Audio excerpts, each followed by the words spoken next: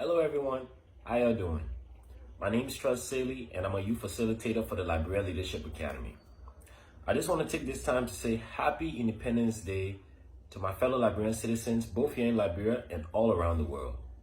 Happy July 26th.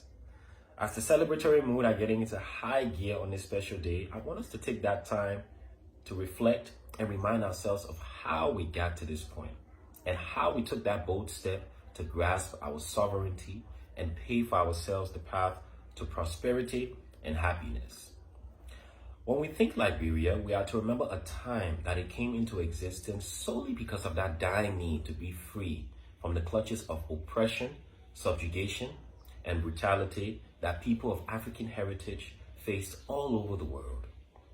We are to remember that no one, not even the United States of America, gave us our freedom. That freedom was apprehended by us. That freedom led to the birth of a great nation to ever grace the continent of Africa while she was being carved into pieces by European imperialism and greed.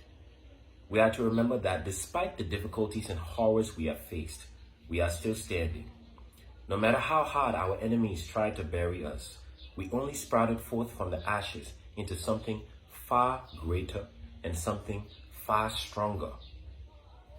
So, today, for the first time, I'll be reading the Declaration of Independence that should have been present in our educational system to remind us Liberians of who we are, how we came to be, and what we stand for.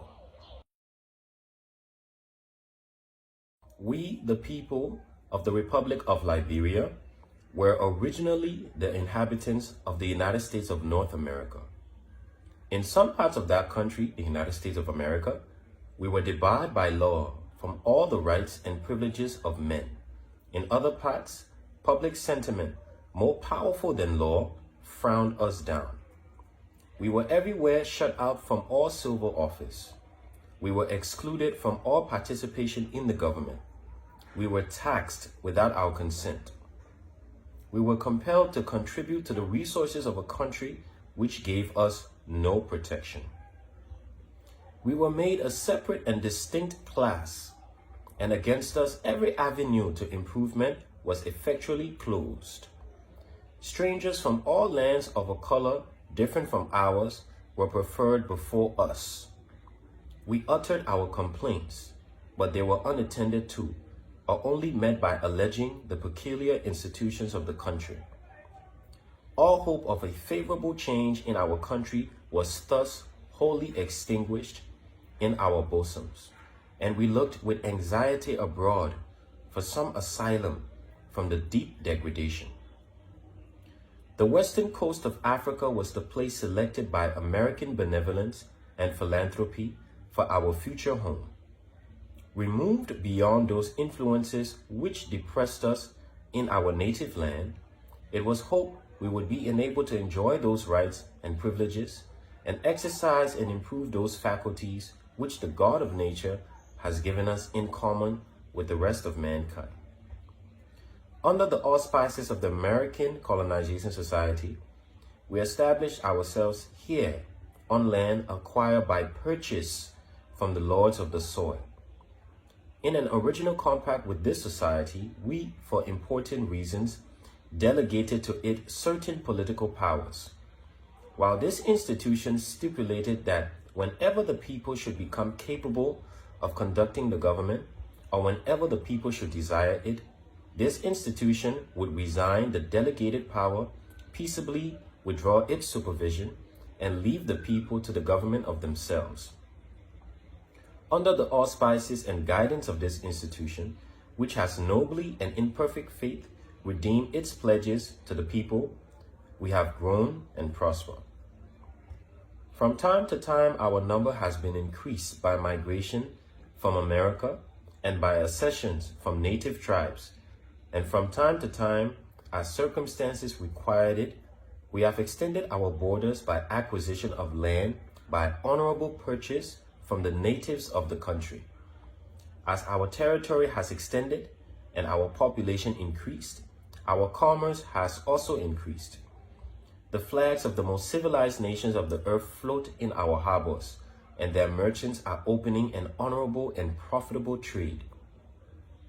Until recently, these visits have been of a uniformly harmonious character, but as they have become more frequent and to more numerous points of our extending coast, questions have arisen which it is supposed can be adjusted only by agreement between sovereign powers. For years past, the American Colonization Society has virtually withdrawn from all direct and active part in the administration of the government, except in the appointment of the governor, who is also a colonist, from the apparent purpose of testing the ability of the people to conduct the affairs of government, and no complaint of crude legislation nor of mismanagement nor of maladministration has yet been heard. In view of these facts, this institution, the American Colonization Society, with that good faith which has uniformly marked all its dealings with us by a set of resolutions in January, in the year of our Lord 1846, dissolve all political connection with the people of this republic, returned the power with which it was delegated, and left the people to the government of themselves. The people of the Republic of Liberia then are of right, and in fact, a free, sovereign, and independent state possessed of all the rights, powers, and functions of government. In assuming the momentous responsibilities of the position they have taken, the people of this republic feel justified by the necessities of the case, and with this conviction, they throw themselves with confidence upon the candid consideration of the civilized world. Liberia is not the offspring of grasping ambition, nor the tool of avaricious speculation. No desire for territorial aggrandizement brought us to these shores, nor do we believe so sordid a motive entered into the high considerations of those who aided us in providing this asylum. Liberia is an asylum from the most grinding oppression. In coming to the shores of Africa, we indulged the pleasing hope that we would be permitted to exercise and improve those faculties which impart to man his dignity, to nourish in our hearts the flame of honorable ambition, to cherish and indulge those aspirations which a beneficent Creator had implanted in every human heart, and to evince to all who despise, ridicule, and oppress our race that we possess with them a common nature, are with them susceptible of equal refinement, and capable of equal advancement in all that adorns and dignifies man. We were animated with the hope that here we should be at liberty to train up our children in the way they should go, to inspire them with the love of an honorable fame, to kindle with them the flame of a lofty philanthropy, and to form strong within them the principles of humanity, virtue, and religion. Among the strongest motives to leave our native land, to abandon forever the scenes of our childhood, and to sever the most endeared connections, was the desire for a retreat where, free from the agitations of fear and molestation, we could, in composure and security, approach in worship the God of our fathers. Thus far, our highest hopes have been realized. Liberia is already the happy home of thousands who were once the doomed victims of oppression, and if left unmolested,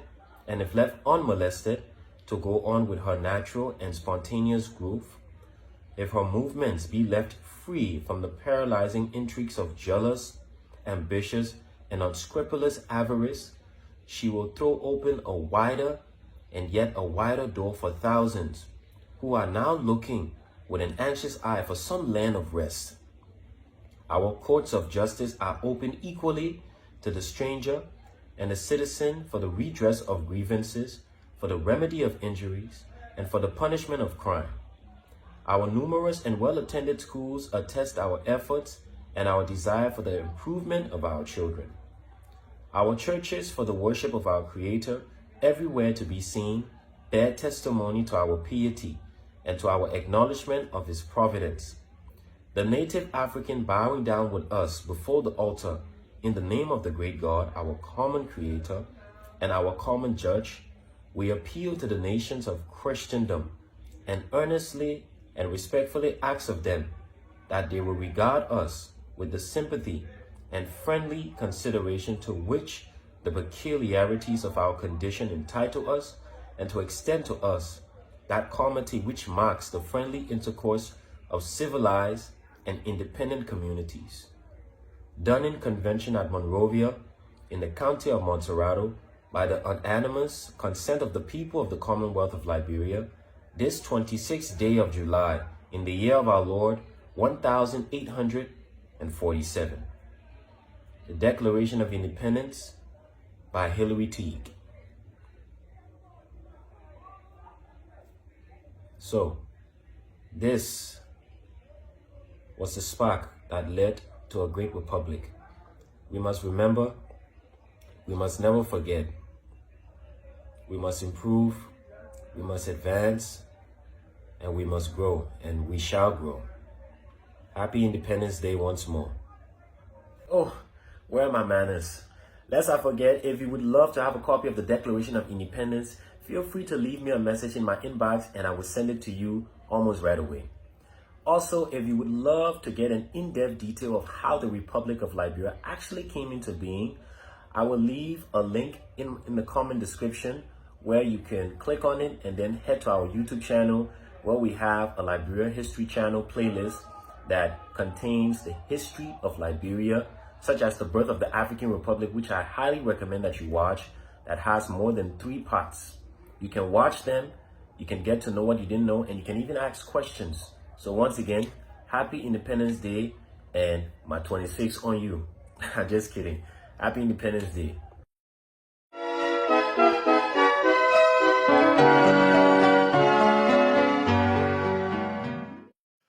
All hail Liberia, hail, all hail Liberia, hail, all hail this glorious land of liberty shall long be ours. Though knew her name, great be her fame, and mighty be her power. Though knew her name, great be her fame, and mighty be her power, and mighty be her power, and mighty be her power. 1, 2, 3, 4. In joy and gladness, with our hearts united, we shout the freedom of a race benighted. Long live Liberia, happy land, this home of glorious liberty by God's command. This home of glorious liberty by God.